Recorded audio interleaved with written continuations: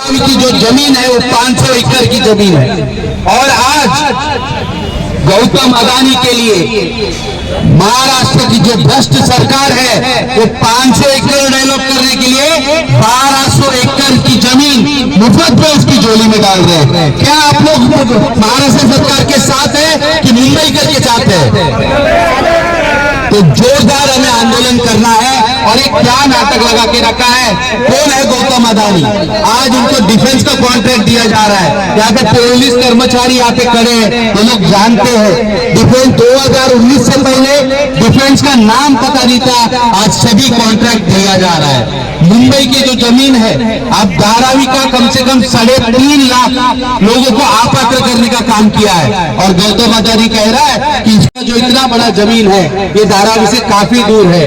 धारावी में जो 500 एकड़ जमीन है वहां पे आप प्रोजेक्ट बनाकर प्रॉफिटेबल हो सकते हैं, मगर क्योंकि यहाँ पे जो चौकीदार है वो भागीदार बन चुका है और ये भागीदार किसी और का नहीं, गौतम अदानी का है। भागीदार का मतलब पार्टनर होता है। एक व्यक्ति ने 2014 में हमें बोला था कि सभी जनता का मैं यहाँ से धन्यवाद व्यक्त करना चाहती हूँ।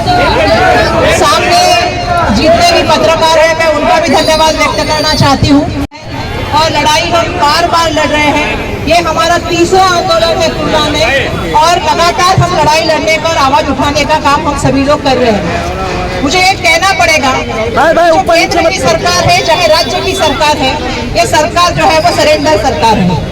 नरेंद्र सरेंडर कर जाता है और जब अदानी का फोन आता है, अदानी के लिए नरेंद्र का फोन आता है तो भाजपा की महाराष्ट्र की सरकार सरेंडर हो जाती है। उसका एक उत्तम उदाहरण आज जहाँ पे हम लोग बैठे हैं या खड़े हैं वो सबसे बड़ा उदाहरण है कि हमने देखा कि ट्रम्प से नरेंद्र सरेंडर है और अदानी के लिए जब मोदी जी का फोन आता है तो यहाँ की महाराष्ट्र सरकार सरेंडर है।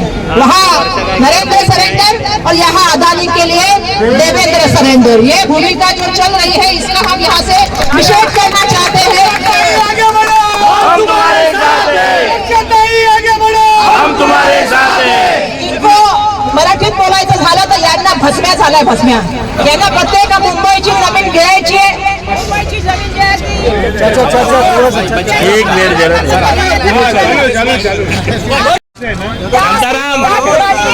आहेत आणि त्याला त्या ठिकाणी द्यायचे आहे आणि त्यासाठी जे सरकार राज्यामध्ये बसलेले किंवा केंद्रामध्ये बसलेलं आहे ते त्यांच्यासाठी आपल्या सगळ्यांना माहिती आहे की सातत्याने जो आहे काम करत आहे।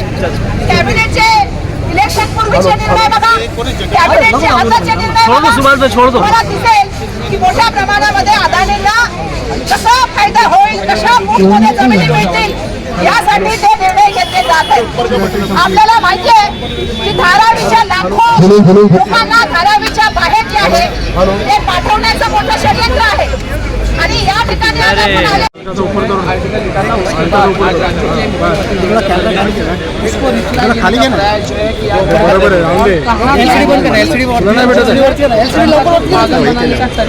जनता साथ नहीं रहती है। देवेंद्र फडणवीस जी राज्य के मुख्यमंत्री है कि निवडणूक आयोग के प्रमुख है। हमने सवाल निवडणूक आयोग को पूछा है, क्या राजू कुमार जी या हमारे चौकी नेता की उसका जवाब नहीं दे सकते? मेरा सवाल ये है कि जिस तरह से राहुल गांधी जी ने समीक्षा की है कि भैया 5 साल में कितना आपका बढ़ा, 31 लाख आपका बढ़ा, 5 महीने में आपका कितना वोटिंग बढ़ा, 41 लाख बढ़ा। इलेक्शन के बाहेर पाठवण्याचं षडयंत्र चाललं, धारावीची मोठ्या प्रमाणामध्ये लूट झालेली। मला सांगायला पाहिजे तुम्हाला 600 एकर जमिनीवर त्यांचं लक्ष आहे आणि धारावीच्या नावाखाली किती जमिनी घेतल्या? त्या ठिकाणी देवळार असेल, डम्पिंग ग्राउंड, त्या ठिकाणी मड मालवणी असेल, त्या मुलुंड असेल किंवा काही कुर्ल्याची जमीन असेल, मोठ्या मोठ्या जमिनी घेण्याचं काम चाललं। मुंबईला त्या ठिकाणी गिळण्याचं काम त्यांच्या माध्यमातून चाललं आणि म्हणून माझ्या भाषणात मी बोलले की त्यांना फसव्यारोप झालाय, त्यांना मुंबई गिळायची आणि त्याला मुंबई गिळण्यासाठी जे जे मदत करता येईल ती मदत राज्य सरकारच्या माध्यमातून चालली। हे खरं तर दुर्दैव आहे। खरं तर मला सांगायला पाहिजे की जर तुम्ही लोकांचं मत घ्याल, लोकांचं साधारण लोकांची हेर केला, जर लोकांची मतं तुम्ही विचाराल तर तुम्हाला जाणवेल मुलुंडची लोक विरोधात आहेत, मडमालवणीची लोक विरोधात आहेत, कुर्ल्याची लोक विरोधात आहेत। सॉल प्लॅन यांच्या बाबतीमध्ये बोलत झालं तर तिथली आता तुम्हाला माहिती आहे परिस्थिती काय, म्हणजे तुम्ही पर्यावरणाशी किती खेळण्याचं काम करत आहात। जे इम्पॅक्ट असेसमेंटबद्दल तुम्ही नंतर बोलणार आहे, त्याच्याबद्दल तरी बोलावं लागेल, तुम्ही बोलणार आहे येणाऱ्या काळात मुंबईमध्ये परिणाम काय होणार आहे डेव्हलपमेंटचा। पण पर्यावरणावर आज बोलायचं झालं तर मधल्या काळामध्ये मुंबई ही आपल्याला माहिती आहे प्रदूषणामध्ये दुसऱ्या नंबरला होती. ऑलरेडी आपल्याकडे सिमेंटची जंगलं वाढत आहेत. आपल्याला श्वास पाहिजे. अशा वेळेला इथे जे आहे ते मोठं गार्डन आहे कुर्ल्यामध्ये. ज्या गार्डनमध्ये जसं मी मागापासून सांगते की 1000 ते 1200 झाडं आहेत जी 120 पासून 80 वर्षापूर्वीपासूनची झाडं. ती झाडांची कत्तल चाललेली आहे आणि कुणासाठी चाललंय? कारण स्थानिकांचं म्हणणं आहे की या ठिकाणी बॉटनिकल गार्डन झालं पाहिजे. आपल्याला सर्वांना माहिती आहे की इथे आमदारांनी इलेक्शनच्या वेळी सर्वांना हे वचन दिलं होतं की ते बॉटनिकल गार्डन होणार, ते हेल्थ सर्व्हिस होणार. पण दुर्दैवाने आज आपण सगळेजण जाणताय की प्रायव्हेट जूनमध्ये जमीन दिली, आज सबलीज केली. कोणासाठी चाललंय सरकार? कोणासाठी काम करते? इलेक्शनच्या पूर्वी पण कॅबिनेट मिटिंग झाल्या त्या सुद्धा अदानीसाठी. आता पुन्हा मिटिंग चालल्या त्या सुद्धा अदानीसाठी. मला कळत नाही ह्या माणसाला काय पाहिजे मुंबईमधून. त्या माणसाला इतक्या जमिनी दिल्या, 600 एकरच्यापेक्षा जास्त जमिनी दिल्या. धारावी 600 एकरपेक्षा जास्त दिली. एअर इंडिया कॉलनी दिली. या माणसाला मोतीलाल नगर दिलं, सगळ्या बेहरामपणा दिला, भारतनगर दिलं, MSRDCची लँड दिली, रेल्वे चालले, डम्पिंग ग्राउंड चालले, एअरपोर्ट चालले. एवढं सगळं का चाललेलं आहे मला कळत नाही. म्हणूनच माझं म्हणणं आहे इकडे देवेंद्र, इकडे आमचे सिलेंडर आणि तिथे नरेंद्र सिलेंडर. मुख्यमंत्र्यांनी धारावीची पुनर्विकासाची बैठक घेतलेली होती. त्यावेळेस त्यांनी सांगितलं की धारावीचा आत्मा अबाधित ठेवून आम्ही धारावीचा पुनर्विकास करणार आहोत. नाही, मी त्यांचं भाषण ऐकलं, म्हणजे त्यांचं ट्विट बघितलं मी. त्याच्यामध्ये त्यांनी सांगितलं की आम्ही धारावीचा आत्मा समृद्धपणे जे आहे ते डेव्हलप करणार आहे. समृद्ध शब्द वापरला होता. तो आत्मा शब्द लक्षात येतो. मुळात त्यांना धारावीच्या कोणाशी चर्चा केली? मला सांगा ना तुम्ही. धारावीतल्या बिझनेसमॅनशी केली, धारावीच्या उद्योगातल्या व्यक्तींशी कोणाशी केली, तिथल्या लोकांशी केली, तिथल्या लोकप्रतिनिधींशी केली, तिथल्या लोकांशी केली. कोणाला कुठं घर मिळणार आहे? काय मास्टर प्लॅन? क्या कहेंगे सुभाष जी, जिस तरह आंदोलन आक्रोश मोर्चा निकाला गया, क्या मुद्दे हैं, क्या मांग है? जैसे कि आप सबको मालूम है, मुंबई कांग्रेस के अध्यक्ष वर्षाभाई गायकवाड़ के नेतृत्व में आज पूरे नेहरू नगर वासियों की तरफ से आज का निषेध आंदोलन हमने किया है। ये जो ज़मीन है मदर डेयरी की 22.5 एकड़ ज़मीन है, ये अदानी को दे दी है कि राज्य सरकार ने।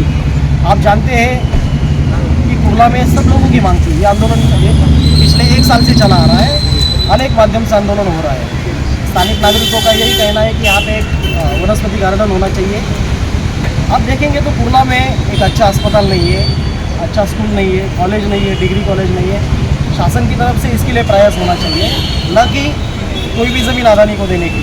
तो ये सब की वजह से आज का पूरे नेहरू नगर वासियों के नेतृत्व में आज मुंबई कांग्रेस के अध्यक्षा और कांग्रेस के सभी कार्यकर्ता आंदोलन पे उतरे। पुलिस प्रशासन की तरफ से क्या कुछ बताया गया, क्या उन्होंने आश्वासन दिया? नहीं, पुलिस प्रशासन की तरफ से क्या हमने जो निवेदन दिया है तो आगे तक पहुँचाएंगे। पुलिस प्रशासन का भी ये कहना था कि यानी कि उन्होंने भी हमें यही तक जाने की अनुमति भी आगे नहीं है, और उनका भी थोड़ा सम्मान करते हुए हम भी रुके। क्या आपको लगता है पूरा राजनीतिक अधिकार हो चुका है? इससे पहले में भी जो है ज़मीनें देने की बात की गई थी, पहला जो हस्तांतरण जो है मदर डेयरी की ज़मीन पे हुआ है, वही क्या यहाँ की जनप्रतिनिधि आवाज़ नहीं, उनकी आवाज़ दबाई? अभी ये मुझसे ज़्यादा आप जानते हैं।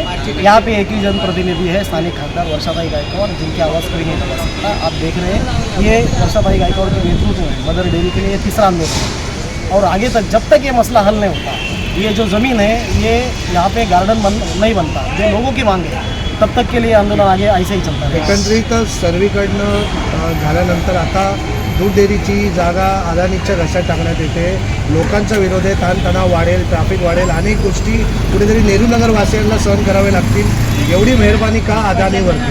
हेच आज तुम्ही बघितलं असं मुंबई काँग्रेसच्या अध्यक्ष खासदार वर्षाभाई गायकवाड यांचं पण हेच म्हणणं होतं की तुम्ही स्थानिक नागरिकांचा आवाज ऐकायला पाहिजे, की त्यांना काय पाहिजे, त्यांचा आवाज दाबून तुम्ही प्रत्येक मुंबईची जागा, मोक्याच्या जागा ह्या अदानीला देता, हे कुठेतरी चुकीचं आहे.